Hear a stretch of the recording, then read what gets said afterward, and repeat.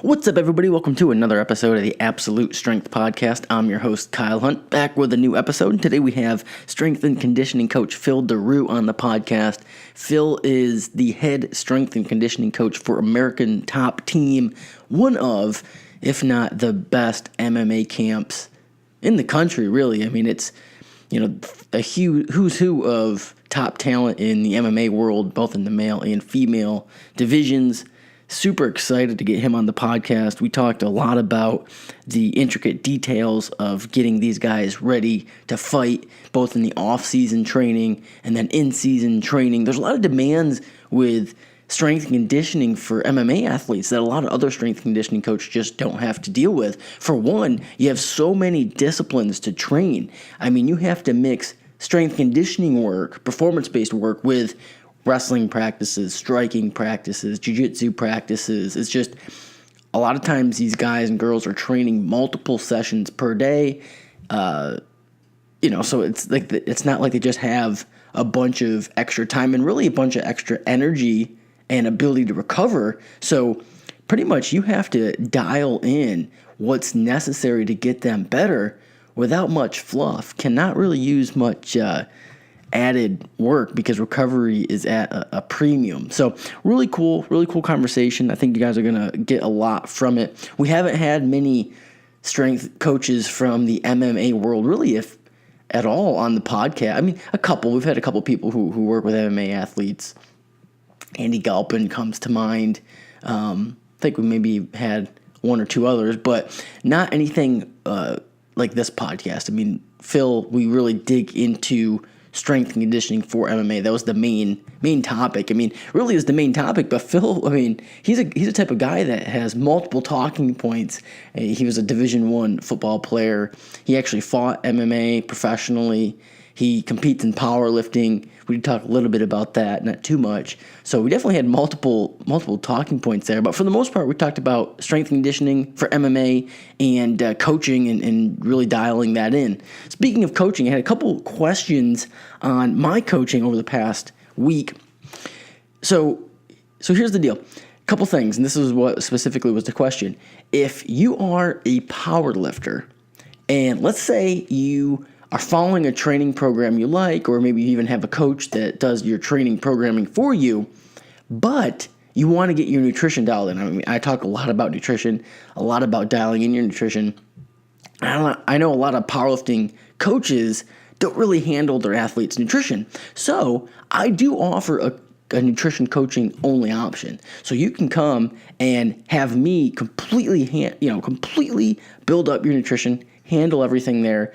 I coach my nutrition athletes the same as I would coach any of my other athletes, whether it's I'm handling your nutrition and training or just handling your training, which is an option too. If you're not really interested in optimizing your nutrition and just want to get your training dialed in, we can do training coaching, we can do nutrition coaching, or of course we can do the complete package, which I handle everything, training and nutrition. So I actually have quite a few powerlifters on the roster right now who I just handle their nutrition, and we just work on optimizing their body composition, which, I mean, is really important. I mean, I know I talk about that quite a bit, but what we want to do with that is we want to try to get you the best possible physique for the weight class. And by that, I mean carrying the most muscle as we can for the weight class. And a lot of that comes down to optimizing nutrition, whether that is trying to get you to go up a weight class and working on building muscle and gaining size and growing into a weight class.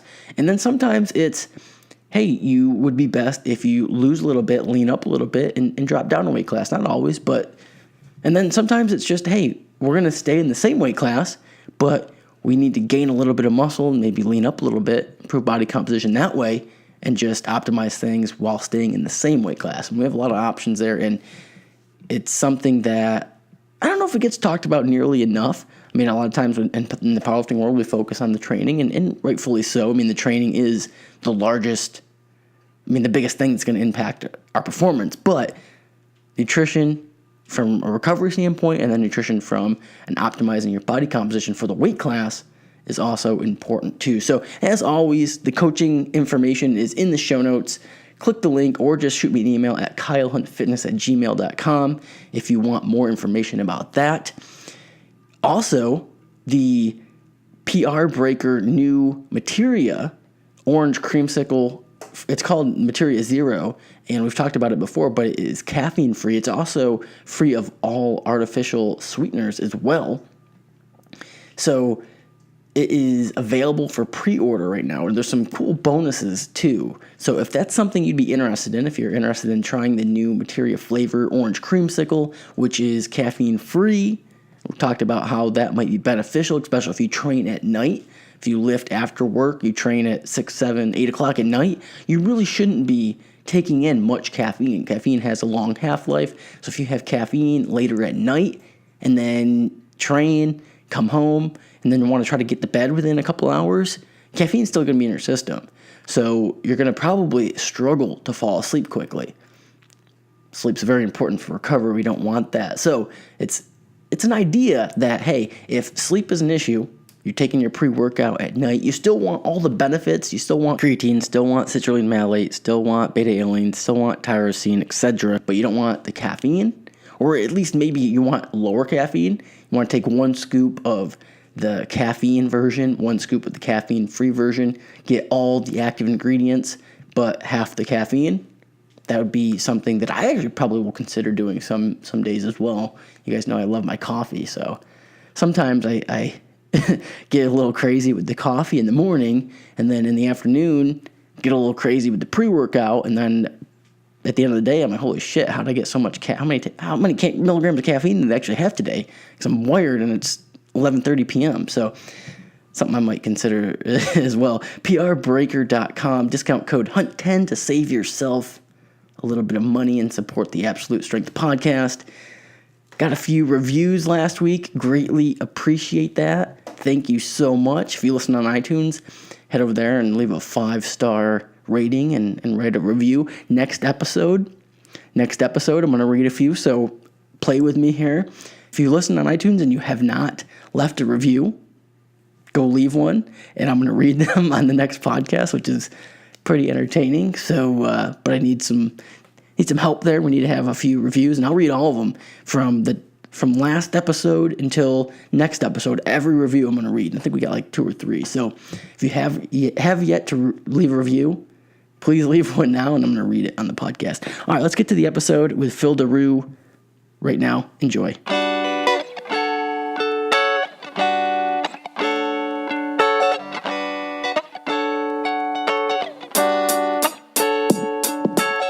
That's what I call optimizing your time, man. Always, man. I always have to do that. No, dude, I'm in the same way. Like I pretty much have to live off the schedule. I mean, I try to keep everything pretty lined up. If I don't plan for it, then it won't get done. Yeah, I mean, a lot of the times with me is like I'm scheduling it, but at the end of the day, a lot of things get thrown, like curveballs get thrown at me. I just got to kind of call an audible and keep it moving, But like right now, had a surprise meeting come up at ATT. So I'm actually on my way down there right now, where I was supposed to only be there around 3. And so I had to hustle my way on down there now because I have to be there by like 1:30, 2 o'clock. And I live like 90 minutes away from ATT, so it's a little bit of a drive. So you spend quite a bit of time in the car then. Man, I would say half of my week is definitely dedicated to driving. Especially from gym to gym and all the gyms that I have right now that I work with and that I own. Man, it's a lot. It's a lot of driving, but at the end of the day, I get to utilize this time by just audio books and podcasts and things like that. I get to listen to and reflect, and so that kind of helps out. Take away from some of the stresses of my day. You know what I mean? Yeah, I mean it's a good learning time. Yeah, for sure. I mean, that's primarily because the only times I really have time to actually read a book is on planes. So plane rides and things like that, if I'm getting Ubered around, that's probably the only time I even get to read anything. So audiobooks are a good thing for me because while I'm driving, I could just go ahead and get that self-learning in. Yeah, 100%, man. Well, shit, we'll just jump right into this. How'd you get set up with American Top Team? I mean, you played football in college, then you fought professionally. What was the transition into getting into strength and conditioning? Well, I actually I started my career with Dean Thomas, who's an ATT veteran guy, and he had his own satellite gym, American Top Team, Port St. Lucie. And I'm originally from Broward, so like I grew up down the street from Coconut Creek, and I used to go there and do like boxing and stuff on the side when I was like off season of football. So I knew about American Top Team, and I knew about what the gym represented. And when I got done with football, my family actually moved up to Port St. Lucie, kind of get my little sister out of the neighborhood we were in, which is, let's just face it wasn't a great neighborhood. A lot of good football down there, right? Yeah. I mean, I played with Jason Pierre-Paul. He played for the Giants. Now he plays for the Tampa Bay Bucks. We had 3 guys that are in the NFL right now, or was in the NFL, that played on my high school football team. So yeah, we're pretty stacked as far as that goes with talent. So I mean, when I went to Alabama State, after I was done, I basically left college. I left my scholarship on the table because my parents got sick. My mom developed lupus, which is an autoimmune disease, and then my dad basically got a bad car accident and was wheelchair bound. So family couldn't work, and my sister, who was 10 years younger than me, so I used to take care of her a lot, and there was just like had to make a decision. Either I was going to stay in college, and NCAA didn't allow us to have jobs, so there was no money coming in, and there was no money coming in for my family. So I ended up actually canceling my scholarship, getting out of Alabama, and coming back down to Florida, and starting doing my personal training on the side. But at that time, I had an undergrad degree, and I was getting certifications. So I think I had like an ACE certification or something like that, and then I was working towards my CSCS. But it was something I needed just to have, just to hustle and get some money for my family. Yep. But at the same time, I still needed to compete. So I was like, man, I need to fight, because I do have a mixed martial arts background, or at least a martial arts background. I did Kempo karate as a kid, and I boxed amateur in college on the off season. So just to stay in shape and to compete while I wasn't really, on the football field. So I was like, man, let me just try this MMA thing out, because it was getting big at the time, and I just wanted to really, challenge myself in a way. So I went to Dean's school and, asked him about it, and he just said, come in and we'll try out a class. And, basically from there on, I've just been training ever since with that. And I ended up turning pro a year later. My first pro fight, Dustin Poirier was actually on the undercard, so that was kind of cool. Oh, wow. Cool. Yeah, it was Louisiana. It was, I think it was Monroe, Louisiana. So it was back there. And I fought a lot in Louisiana, matter of fact. But at the end of the day, I built my reputation doing that. It's a small town in Port St. Lucie. Built my gym from 800 square feet to 11,000 square feet within a couple of years, just doing boot camps and working with the local fighters here. And at that time, I ended up getting a series of concussions. I had 8 concussions in total, primarily from football, but this last concussion I had, I was actually 2 weeks out from my fight, and I got kicked in the back of my head by a training partner of mine, who we were just drilling at that time. So it wasn't even like we were going hard or anything. It just, you weren't even just going happened to be on the right. Yeah, really light. Just happened to be on the right spot in the back of my temple, and it didn't knock me out completely, but I definitely was concussed, and I know how that feels. So I didn't. That time, I entered the training. I finished the training, but I just didn't feel right. I felt sick for a couple of days, obviously dizzy. So I had all the symptoms. So I went to a neurologist, and he basically, they put electrodes on my head, and they figured out that, I had little beta amyloid plaques inside my neurons, or in between my neurons, that can actually kill off a lot of neural drive and neurological function down the line. So he was like, if you don't stop, man, you're going to have a serious case of Alzheimer's or something even more dangerous down the line. So at the time, I was doing well with my business. My son was just born. So I had a lot on the line, man. And I actually called Dean, and I was just asking him, what should I do? Take some advice from him. And he's like, man, if it was like your knee or your ankle, we could work through it. But it's your brain, and that's something that you can't really mess with.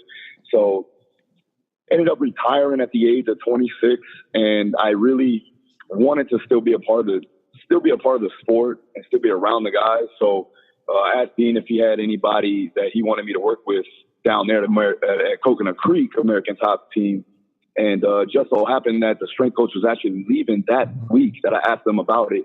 Oh, wow. Good timing. I went down. Yeah. Phenomenal timing, I guess, so it was a little bit of luck. And then for me, just getting down there and grinding, I went down there right away, took my resume down there. The first day I worked with King Molawal, Tisha Torres, Hector Lombard, Dustin Poirier, and a few others. And, they liked the training. They liked what I was about. They knew that I fought before. So it was a good little fit. And I used to come down to American Top Team to do sparring, every once in a while. So they kind of knew, the coaches knew who I was. So it was a good fit. And I was there for a couple months, and they finally put me on as a head strength coach there after about a month and a half of going down there and really showing what my worth was. So that's what I have now going on. I do have other gyms up north where Port St. Lucie was. So I still have my private facility that I train, personal training and just regular GPP powerlifting gym that I also partly own. Yeah. When you started your gym, how old were you when you started that gym? And did you focus mostly, or was your idea to be an MMA gym, or really just opening up a gym for like general pop? No, like in the beginning, I was just doing personal training and strength coaching, like just a bunch of people doing independent contracting. And I was paying out rent for a place that basically I was there all day. And I was paying as much rent as I could. And I could just open up my own gym and do the same thing and pay the same amount of money. Yeah, were you working in another gym? Yeah. I did 2 independent contracting deals where basically you go in there, you pay a monthly rent, and you could train whoever you want in there.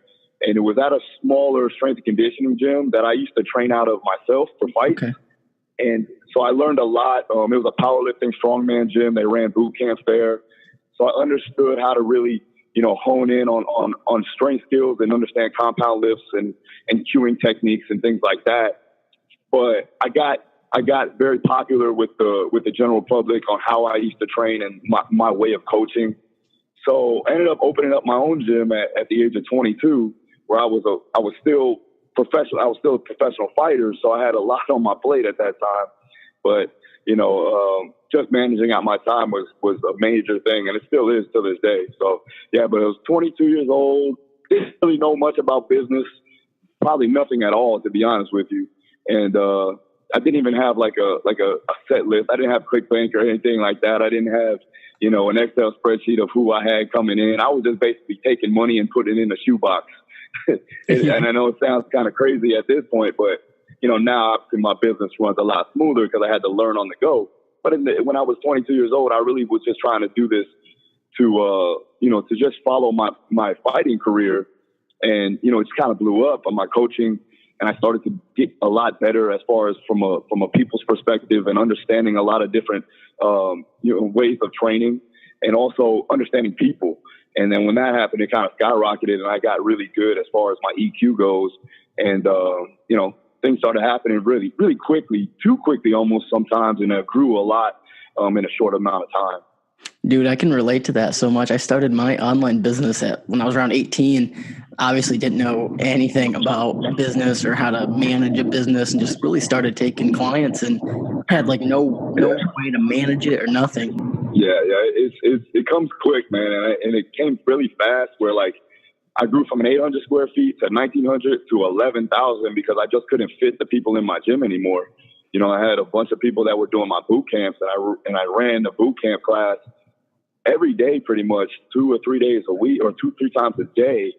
And it was a lot. There was a lot of work. But what ended up happening was I ended up honing my skills in that perspective and working with a ton of different types of people, which helped me carry it over into what I do now with all my fighters.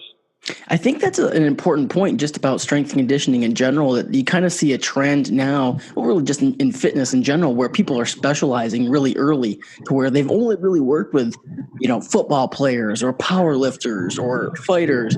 But I think you gain a lot of experience, beneficial experience from working with a wider range of clientele.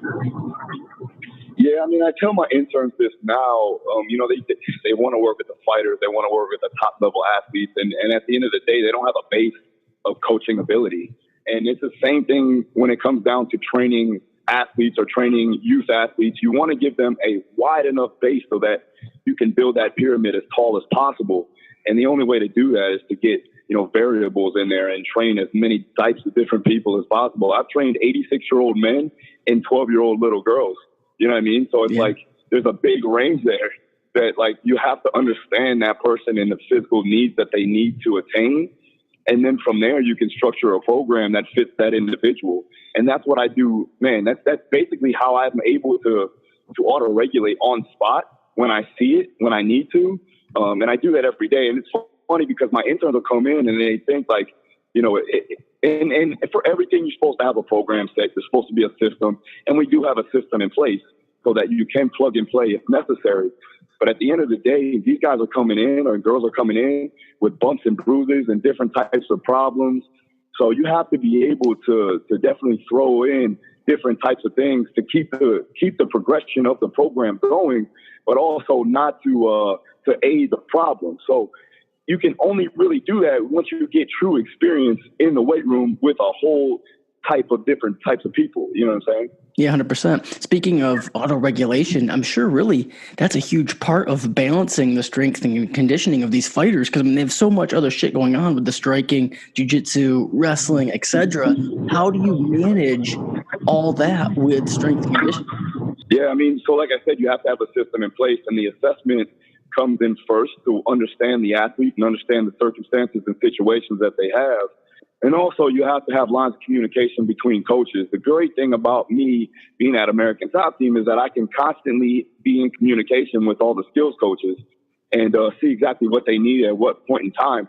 Now, when I'm there that day, when I'm training the guys, I'm there all day. So I get to see exactly what they're doing on that day. And then I also know exactly what they're doing the next day and the day prior. So from that, I make sure that I have a system, but I also have a step list of things that I can auto-regulate and change if need be. And that's primarily every day. I mean, there's not a time or there's not a day that goes by that I don't have to, or I'm able to just go through the program or the program that I wrote up in the beginning. We'll always have to change it up. And that's why I like to keep my systems wide enough to have that ability or that variance to change things when need be. Yeah, I can imagine the communication with, all the different coaches that are working with the athletes is pretty important. Yeah, for me, it all comes down to trust and likability. And if you don't have that between the skills coaches, they're not going to tell their fighters to actually truly buy in. And it all has to be a team-based approach. And if I don't have lines of communication, if I'm not constantly talking and checking up on them, then the team atmosphere isn't going to be optimal. So I want to make sure that we're optimizing our abilities to be a team and coach the athlete or coach the fighter to the best of our entire abilities. And that comes down to every coach that's working with the fighter. So for that, there has to be something that even if you are a strength coach and you work outside the MMA gym, you need to make sure that you have that coach on speed dial so you can go ahead and converse with them and so that they can buy into what you're doing, in general, because a lot of the time skills coaches, and I'm talking, boxing, kickboxing, wrestling, they're going to be somewhat old school in their approach unless you have like a very new coach in the game that understands physical preparation. But a lot of the times they're going to say that mostly all you need is your skills training. All you need is your tactical and technical training. But for us, we're trying to get them physically prepared to do the skills work optimally. So if we can, correlate that and have the skills coaches understand that, then they'll be more apt to helping us as far as creating buy-in and trust with the fighter. I'm sure you even have some fighters that kind of just believe that, hey, all the strength conditioning I'm going to get from my skills practice. How do you help them kind of see the benefits in the gym work? Well, I would say that if it was 3 to 4 years ago, but as of right now, a lot of the fighters are understanding that this is a sport, and to get better, they have to make sure that they're physically capable of doing the sport as optimal as possible and as frequent as possible. So for me, it's not just about strength and conditioning. It's about optimizing overall performance. So I'm trying to reduce the amount of non-contact injury or contact injury if I can, due to, optimal movement patterns and mobility. And then from there, we want to get them stronger. We want to get them more conditioned. I want their endurance to be at peak. positioned so when they get into the fight, they're ready to go. There's no guessing. They know that they're physically prepared. So it comes down to not just physical preparation, but also mental and cognitive preparation, or just having confidence to get into the fight and know that you've done everything you physically could to be prepared to go to battle. Yeah, I mean, the confidence factor, especially a sport like MMA, has to be a huge factor. I think that it's 90% mental. And like I said in other podcasts, and when you get into the cage and not, just knowing this as a fighter, when you get into the cage, it is 90% mental, because all the physical stuff that you've done before in the past in your training is going to carry over. A lot of the times, a lot of fighters that are very good can be so good and look really good in the training room, but when it comes down to the fight, when they close that door and the lights are on, they shit the bed because they're not physically or mentally capable of withstanding that stress. So yeah, it does come down to confidence in your approach and having the ability to understand what you need to do at certain situations. And you can't do that when you're worried about things may happen inside that fight. All things must go out the window when it comes to that. And you have to understand that the only thing you should be focused on is your game plan and your approach from a technical and tactical perspective. During a fight camp, is there anything you do from a training standpoint to maybe help the confidence? Yeah, I mean, well, just in general, showing a baseline assessment and then showing progressions from that baseline assessment is going to help the fighter feel and understand how much better they've gotten when it comes down to a strength and conditioning perspective, but also how they feel inside sparring, how they feel in wrestling or any type of skills work when they feel like they're physically capable of basically manhandling their opponent or their training partner. That gives them ultimate confidence that they can control any position inside that fight or control their opposition. So, yeah, I think that does play a key role, especially showing overall progression from these testing means, and whether it be, just showing a 1 rep max squat increase, showing power output increases, showing conditioning increases through, VO2 max testing, beat testing, whatever we do from an assessment standpoint. We always want to make sure that we're doing that baseline assessment for, one, obviously to see exactly what we need to do to program to get them better, but two, to give them the confidence to show that they progressed. I think that's something that everyone listening can take something from. Like, one of the biggest things about training is you have to see progress to stay. One of the reasons you stay motivated, you're actually seeing that you're progressing. And a lot of people don't think of that. They don't do those indicator exercises or indication tests beforehand so they can really track their progress accurately. Yeah, I mean, for me, I have a lot of different exercises, special exercises, but we stay with the base compound movements, whether it be, 3 or 4 exercises that I usually use when it comes down to strength adaptation. And those are going to be easily attainable with high variance, or I should say with high transfer over to the sport. So we want it to be relative for the sport itself, and that may be something like a Zercher squat or a floor press, or even just a trap bar deadlift or a split squat trap bar deadlift. And then, from there, you can actually test that and see. You have testers and you have builders, and the builders are going to be primarily posterior chain, anti-rotation, oblique swing, things like that, that's going to actually build up the ability to do the testers optimally. And then from there, those testers are going to correlate into the fight itself. So you have to understand what type of exercises are going to be very conducive to performance in that particular sport. But you also have to have a baseline of general physical preparedness so that your body can cope with the stresses when you do those tester lifts. Yeah, I can imagine the periodization element is pretty interesting, like from off-season kind of preparing them for the fight camp, and then how the periodization throughout the fight camp goes as well. Yeah, and with every fighter, there's several different programs that you can actually run. There's several different periodization protocols or methods that you can actually use with them. It just depends on the situation and the circumstance. Right now with a lot of my guys and girls, I have so far. So for me, so it's easily attainable, I've been running a conjugate method where I'll do a max effort and a dynamic effort day throughout the week. And I also make sure that we're doing aerobic systems concurrently throughout the week so that they can get the stimulus throughout the entire training camp. But when it comes down to GPP, it's a lot of sled pulling, it's a lot of dragging, it's a lot of overall aerobic work, whether it be escalating density training or tempo runs or LSD work. But that's going to be, for a good duration of time. The only problem is, for me, at the level that I'm at, I don't get a lot of my guys and girls for an out of camp situation. They're either going to go back to their country or go back to their state that they live in. And then when camp starts, it's about 8 weeks out. That's when they start to head to American Top Team. So some of the guys and girls, like, I'll have Dustin on a regular, GPP program when he's not in camp, and he'll follow that. Same with Joanna. But for the most part, a lot of those guys and girls, they kind of leave.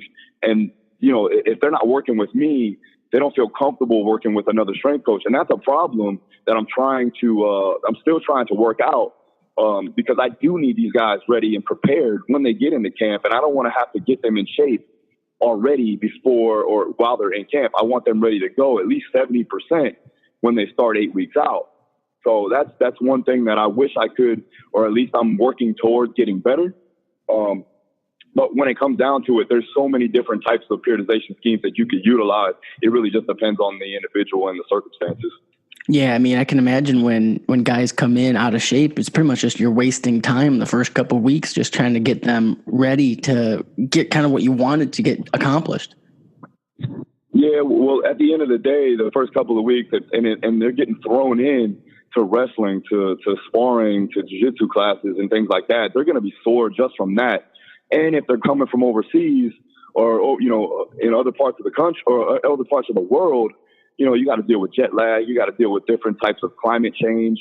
And, the atmosphere is a lot different, especially when it comes down to, like, we're in Florida. So every day it's still hot and humid, no matter what day of the week it is. So, they got to get used to that. And then, from there, they got to get used to what I do as far as strength conditioning and the adaptations there.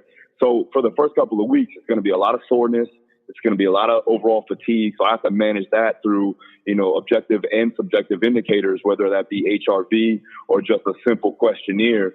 But, it's very tough when you don't have a fighter, physically fit to take on a sports-specific periodization protocol, or at least, the physical demand that it takes for a camp to go down. So it's it's a little stressful at times, but we make it work. What does a sample fight camp training session look like for a guy like Dustin Poirier? Well, for me, I've been with Dustin for over 3 years now, and this will be our 6th camp, and we were getting ready for Nate. Unfortunately, we had a nagging injury that we needed to take care of, and just couldn't wait any longer. And honestly, I'm happy about it, because you're going to see a brand new version of Dustin Poirier that nobody's ever seen before, which is awesome. There's times where I couldn't even squat him because that hip just gave him so much trouble. And then you could see in a lot of the videos, we did a lot of high box searcher squats and a lot of high trap bar deadlifts because he just couldn't squat past 90 degrees or at least even hit parallel. So there was a lot of issues there from a mobility standpoint and just from an overall strength standpoint. We couldn't really load him in those certain ranges so that he can gain strength in those positions. Now we have the opportunity that we can do so. So it's the same kind of concept that I had to go through with King Mola Wall, where, he's had hip impingements and he actually had to have his hip resurfaced, where he couldn't even really walk at times during his camp, let alone do any type of strength training or running or jumping or anything like that usually we would do to get a fighter physically prepared. But for Dustin, right now, it really just depends on where he's at in his career. And for him, there was a point in time where Dustin really just needed a lot of strength. He didn't have relative strength whatsoever. He was very conditioned. Genetically, he has a high VO2. His overall aerobic capacity is very optimal. So I don't really harp on that too much. Obviously, we are going to work that and make sure that that's still very strong when it comes down to his strength levels of conditioning. But for me, like, I want to get more explosive power. I want to gain more optimal strength. And we do that through either a block periodization step point, or we can do, for what I did last camp, I was working on a triphasic peaking block where we would do set tempos to help all ranges of motion and get him strong and get those tissues ready to go so that they can be explosive and powerful. And then also, for me, I want to make sure that he has the ability to explode and be powerful throughout the entire fight. So a lot of repeated sprintability work, power endurance, aerobic power, those were our main things. Is because he has a baseline of aerobic capacity, it was much easier for us to increase power production and then have that go for a longer duration. So that was something that was truly, something that we were actually working towards, especially when it comes to Nate. Because Nate was, Nate, you know how he is, man. He's just constantly grinding it out. Yep. So he's pushing forward all the time, and he has a tremendous gas tank in his own right. So we want to have the ability to stop him in his tracks, in a sense. Whoever we end up fighting next, hopefully it's for a title shot, or a title itself. That's going to be something that I think about. Because of the fact that I already know what I need to do to get him ready. It's what I want to do to get him ready for his opponent now is where the main focus goes. And it just really depends on the person that he's fighting. But from a general perspective, when I'm talking about off camp, we just want to make sure that we're maintaining and growing when it comes down to overall strength adaptations and then his repeated sprint ability. How much do you look at optimizing body composition for these guys? I mean, obviously weight cutting is a huge component. I want to talk to you a little bit about that, but how much of it is optimizing body composition through their training, whether that's in the off season or even during a fight camp? Yeah. So we're going through that now with Joanna because she's moving up to 125. So now we have a lot more room to actually grow some solid muscle. And in turn, that's going to help with the weight cutting process. Water's held more into the muscle. So I'm more apt to go in and trying to gain at least 5 to 6 pounds of solid muscle on her so that we can create that strength and that power through that new muscle that we gained. Now we're talking myofibril hypertrophy. So I want to make sure that we're building the muscle fibers so that we can, produce maximal force. When it comes down to overall body composition, their diet and the amount of training that they're doing, I physically see them sculpting up and getting tighter throughout camp because the amount of energy expenditure that they're doing on a constant basis. When it comes down to the diet and the weight cut, she uses George Lockhart. Me and George have a close relationship where, I can get on the phone with him and actually tell him what we've done today. He can tell me what she's eating and why she's doing it. And I can tell him the intensity levels what we need to do to replenish.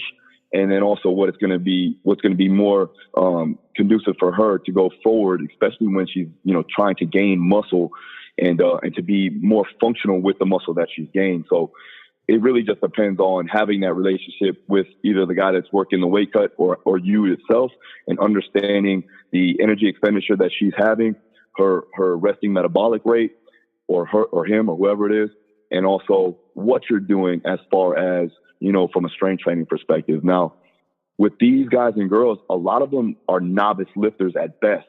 So any type of weightlifting, they're going to gain some muscle no matter what they're doing because it's just a new stimulus for them. So anything they do when it comes down to resistance training, they're going to gain some muscle tissue. And that's going to be good because that's actually going to help our weight cut. And that's obviously going to help potentiate into strength and power. Yeah, 100% there. One question I wanted to ask you, and this is something that gets thrown around quite a bit in terms of carrying large amounts of muscle mass with conditioning aspect. Have you seen some of the whether it's the bigger guys or girls for the weight class having a little bit more lean tissue, per pound for the weight class? Is that hampered their conditioning at all? It can and it cannot. So like if you are training and you're steadily training your aerobic capacities, there is no way possible that may happen. Only if you just totally, take out a lot of the conditioning.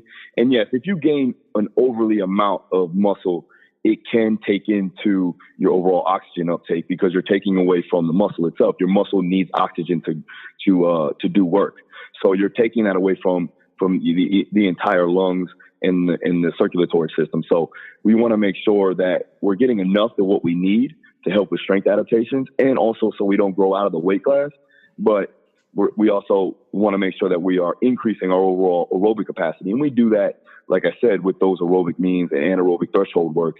So that's why I do concurrent training, throughout each microcycle, so that we can still maintain or at least increase when it comes down to it, their aerobic capacities. It all also depends on fiber types and where their genetics lie too as well. Now, if I have a guy or girl that's highly fast twitch, we're going to try to aim towards more of the side of aerobic capacities outside of camp, because I want to increase their overall endurance, so that when they get into camp, then there's not a lot of problems that we're going to have when it comes down to training in their skills practice.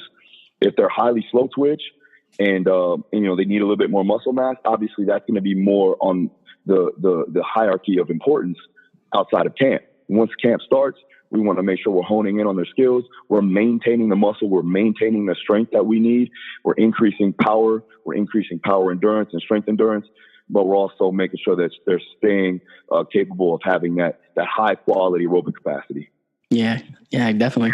What about your training? I know you compete in powerlifting. What's your training looking like these days? So right now I'm in off season. So right now I'm doing triphasic. I have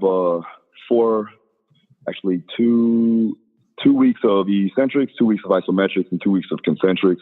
I'm on my second block of isometrics right now, just trying to gain more overall joint integrity and just tissue remodeling, and just try to get my joints feeling better. I have a lot of tendonitis in my right knee due to the fact that I have a little bit of compensation in my left side. Before I retired from MMA, I ended up fracturing my foot from kicking an elbow. So there's a limited range of dorsiflexion on my left side. So I'm still working that through some pails and rails. That's progressive and regressive angular isometrics. That's a lot of stuff that I do with functional range conditioning. But I try to work that true mobilization so I can help that. But it's a chain effect. So if one side's gonna be limited, then I'm obviously gonna compensate on the other side, which ends up causing overuse injury and tightness and eventually right now I have tendonitis in my right knee. So I'm trying to negate that and bring that down through slow eccentrics and isometrics. And it's been shown through the literature that does help. And I've been seeing a difference now. And also from there, it's going to go ahead and potentiate into more force production. So after November, when I get back, I'm doing a seminar in Paris, is when I'm going to really start revving up for a meet prep. I'm going to be doing a meet in February. So looking to get some good PRs there. It's been a while since I competed. My last meet was in, I think, February of last year, just because of, or actually February of this year, but it'll be a year almost when I compete again. So I'm just trying to get back into it, man, and just trying to train as much as I possibly can. I've been doing jiu-jitsu and still staying relative in the sport of mixed martial arts and combat sports in general, just so I can stay in shape and feel good and be a part of the sport still when it comes down to the competitive side of it. But other than that, I'm just working, man, trying to get every little thing that I can in while I'm still coaching and doing all these other things that I'm doing. I hear you. Then you have a family too, and I can relate to that. I mean, it's hard when you have a lot of things going on, but you just constantly have to be on the hustle, so to speak. Yeah. It's my wife's birthday today, so I'm actually going to finish up here and then, chop back down to my house because we're doing like a little party for her. So it's a lot, but at the end of the day, I chose this route. I chose what I wanted to do. I chose my destiny. So, I got to make sure that I'm doing it with a smile on my face, because this is what I would love to do. And this is what I'm doing, and what I envision myself doing, so I want to leave my legacy. And the only way to do that is to do it to the best of my abilities and do it with a smile on my face. So, I have no complaints here. It is a hustle every day. It's a grind every day. But as long as you have a set schedule, like we talked about, it's a lot easier to attain. Awesome, Phil. This has been an awesome conversation, dude. I appreciate you taking the time to come on the show. No worries, man. I appreciate you. How can people get more information about you? Yeah, so you can check out my website, darustrong.com. Also, my social media is for Instagram and Twitter is @darustrong. And then YouTube is just go ahead and search Phil Daru. I have a lot of videos out there. And then I put a ton of videos on my Instagram as well.